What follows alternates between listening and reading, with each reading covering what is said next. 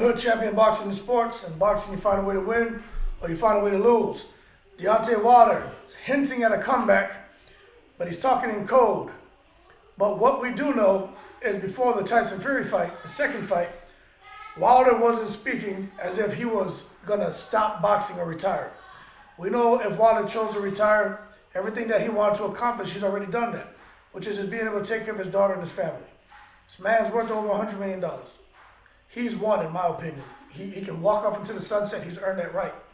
But just knowing Deontay Wilder and just knowing how proud he is of his culture, of his heritage, about where he's from, and about his race, I just don't think Deontay Wilder is going to go out and retire on a loss to Tyson Fury. I just don't see that. I don't see him being able to live with himself if he doesn't come back and dominate, win another championship, prove to the people that he wasn't broken by Tyson Fury. Deontay Wilder's a very prideful man. So if he chose to walk off, he wouldn't care what anyone thinks. But one thing is for sure, right? And I'm going to tell you this from experience. I think a lot of you would agree. You can't leave your mind behind.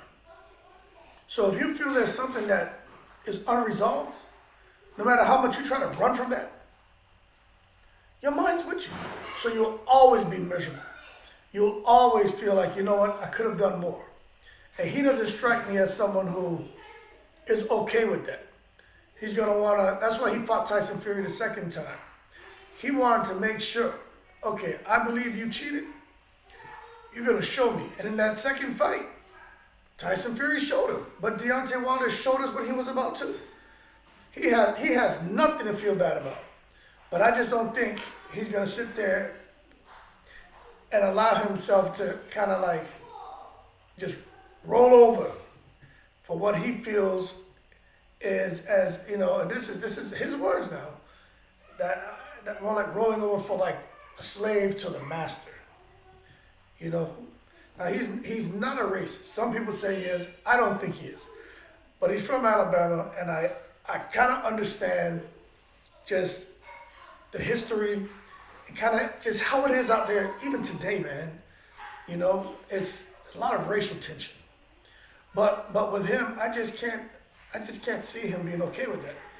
But the question is this: how much did that second fight with Tyson Fury take out of him physically and mentally? Because physically, that fight was not easy on him. To see a man that big get beat like that for so many rounds. I mean, he was trying.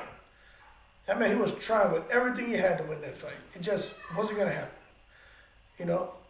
But how much did that take out of him? Okay? And also, you know, I talk about this a lot because it's the truth. How much of that fight is going to have the Maidana to Adrian Broner effect on him? But we won't know unless he gets back in the ring. And that's why I want to see. If he gets back in the ring, is he still going to be that killer? Or is he going to be kind of gun shy and first time someone hits him clean, is he going to start to retreat and not let his hands go and be more of a defensive type fighter? See, those are the things that I want to see, I want to know about. We know his character. We know about the principles that he stands on. What we don't know is how he's going to resurface after getting beat down by Tyson Fury. We don't know that. I think he can definitely come back. I want to see him fight Dylan White. I think he hurts Dylan White. I want to see him fight Andy Ruiz. I think, especially Andy Ruiz, because he keeps jumping from trainer to trainer. He's inconsistent. He got all that money, and like Hagler said, once you're sleeping in silk pajamas or silk sheets, it's hard to get up and go run, 5, 10, 15 miles. And that's what happened to Andy Ruiz. So Dylan White gets clipped by Wilder. Andy Ruiz gets murdered by Wilder. Joseph Parker has no business in the ring with Wilder. Chisora, talking about he wants to taste that power. Chisora, stop. Chisora can't afford to take any more beatings. Because who knows what's going to happen the next 5 or 10 years with him and his speech and his his mental faculty. We don't know what's gonna happen because he's a tough guy, but he's been taking beatings. And then AJ is a fight that I think is a hard fight for Wilder, because Wilder struggles with guys of the same stature, and AJ can fight. But I still think AJ struggles with people who hit hard. And it's just a matter of who gets there first, who has the better chin, because I think both of their chins are equally suspect. Because does Tyson Fury just suddenly hit that hard? But I think AJ has the power to put you out with one punch. So does Wilder. But I think Wilder would win that fight. I think AJ would fight scared. The person who wins that fight between AJ and Wilder is the person who's mentally strong. It's going to be mental warfare. So whoever wins the mental warfare battle, they're going to win that fight. And I personally think Wilder will win that. No matter how much AJ talks, AJ's not a confident person. You can just look at how he moves. He's not confident. He's not. Look at him in the ring when things get tough. He's not confident. He doesn't know what to do. And that's a bad sign because they mentally check out. Okay? But aside from that, you got like the big Chinese guy, heavyweight fighter. You got George Joyce. I think George Joyce beats everybody. Me personally. Unless Wilder can, if he fought Wilder, I think Wilder has a good chance. But Joyce has a chin of granite. If you can't dent that man, Joe Joyce is gonna beat you down. So I think Joe Joyce is the boogeyman of the heavyweight division. I honestly do. But for Wilder, I think he needs to come back because I just can't see him going out on a loss like that. I just can't see it. But we just won't know. We just won't know. And I think Wilder, if he does come back, he'll come back before the end of the year. But don't expect him to come back against a killer. You know, he definitely shouldn't fight Joe Joyce. I think the likes of a Dylan White is a good fight for him. I think Andy Ruiz is a good fight for him. But I think he needs to do something. This just isn't how you get retired. You look at Andre Ward. He got his cage rattled when he fought Kovalev, right? He got his cage rattled that first fight. He came back the second fight, did a lot better, and then he called it quits. A lot of people were calling him out. He left a lot of money on the table. But he went out that way, he had peace of mind. I can't see Deontay Wilder going out on a loss like that. Even though he lost on paper, he won a moral victory because everybody, man, felt him. I felt like I was in a ring with that guy because he was fighting for more than just a title. You know what I mean? He was fighting for a bigger cause than that, and it showed in that ring. So I want to commend him for that. But that being said, I just can't see him going out like that. Not knowing him, how he feels about a lot of situations on race, how he feels about things on, religion, how he feels about himself, his last name, principles he stands on. I just can't see him going out on a loss like that. I just don't see it. Deontay Wilder isn't built like that. He's a guy who's all about finding a way to win. And even in a loss, you end up winning. And he could just see it as that. But for someone to go from 2015 to 2020 making 10 successful title defenses, y'all can say what you want about Deontay Wilder. He has no skill. He didn't fight anybody.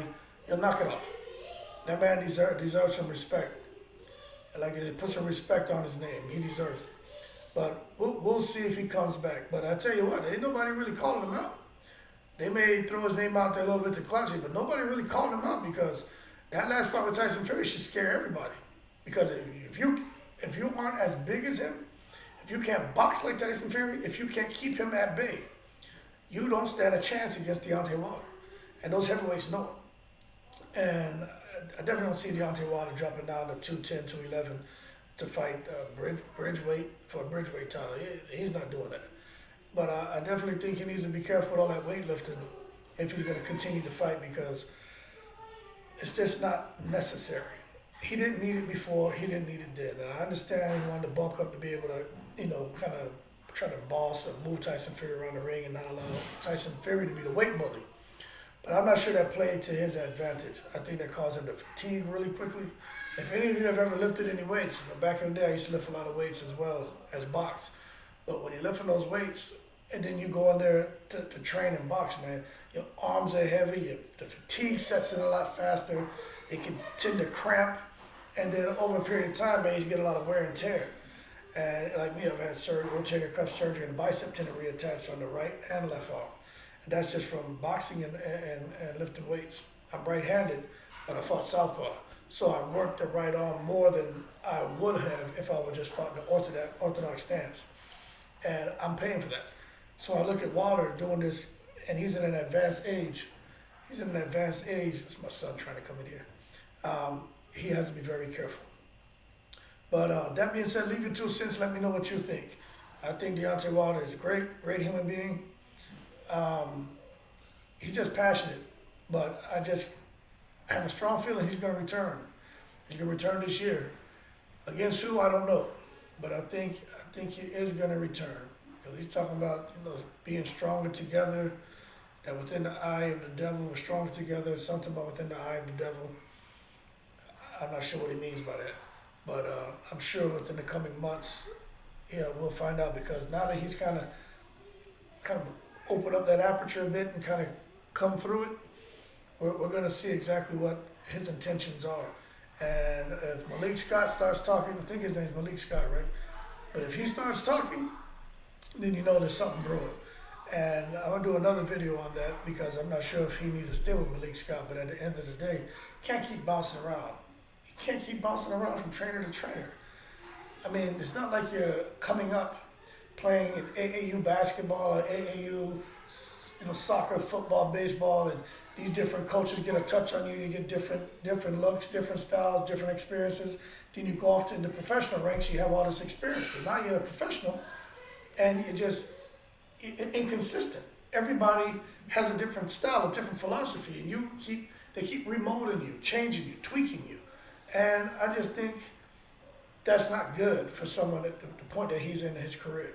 And I would caution any of you fighters out there to do that. But when you're up and coming, I think it's great. But once you get yourself cemented as a professional and a successful one, you shouldn't have to overhaul who you are and your style and approach to things. Maybe a few tweaks, but not a total overhaul. I think that's what happens when you just totally drop a trainer and pick up someone else. That being said, if you like the video, hit that like button, subscribe. I'd appreciate it. Shout out to all the veterans. Y'all keep tuning in. I'm going to keep the videos coming. The goal is about 40 a week. Get that algorithm right and get footage out here. And if there's something you'd like me to cover, post it. I have no issue doing that, man. I'm just hanging out, so this is fun for me.